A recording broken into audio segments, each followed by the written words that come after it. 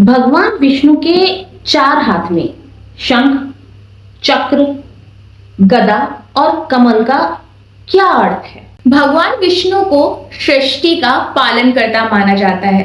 शंख, चक्र, गदा, कमल ये केवल अस्त्र शस्त्र नहीं बल्कि ब्रह्मांड के संचालन और आध्यात्मिक जीवन के गहरे प्रतीक हैं। पहला है शंख, जिसे हम पांच जन्य भी बोलते हैं।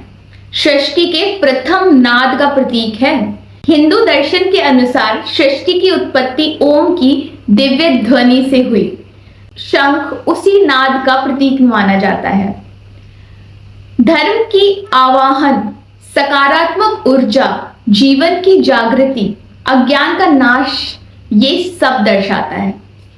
जब भगवान विष्णु शंख बजाते हैं तो उसका अर्थ है कि धर्म की स्थापना और अधर्म के विनाश का समय आ गया है। महाभारत में भगवान श्री कृष्ण ने युद्ध प्रारंभ होने से पहले ही अपना पांचजन्य शंख बजाया था। यह धर्म युद्ध की घोषणा थी। दूसरा है सुदर्शन चक्र। यह समय और न्याय का प्रतीक है। सुदर्शन का अर्थ है सु मतलब उत्तम, दर्शन मतलब दृष्टि, अर्थात सत्य को देखने वाली दिव्य दृष्टि। सुदर्शन चक्र प्रतीक है काल का, धर्म की रक्षा का, न्याय का, ब्रह्मांडीय व्यवस्था का। चक्र गोलाकार है जो यह दर्शाता है कि समय निरंतर चलता रहता है और कोई भी व्यक्ति उसके प्रभाव से बच नहीं सकता। भगवान विष्णु ने इसी चक्र से अनेक असुरों का वध किया और धर्म की रक्षा की। ये संदेश देता है कि सत्य और धर्म की विजय होती है। गदा, जिसको हम कौमोदकी भी बोलते हैं, यह शक्ति और ज्ञान का प्रतीक है।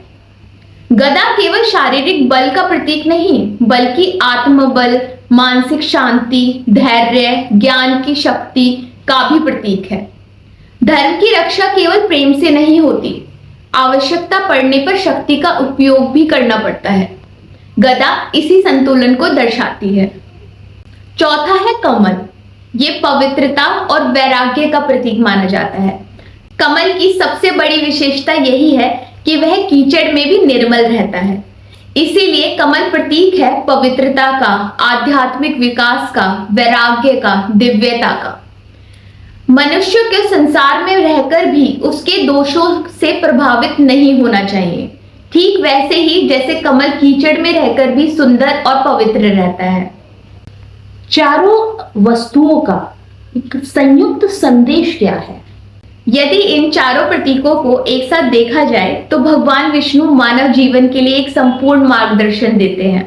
शंख धर्म और जागृति का, चक्र समय, न्याय और व्यवस्था का, गदा शक्ति, साहस और ज्ञान का, कमल पवित्रता, शांति और वैराग्य का।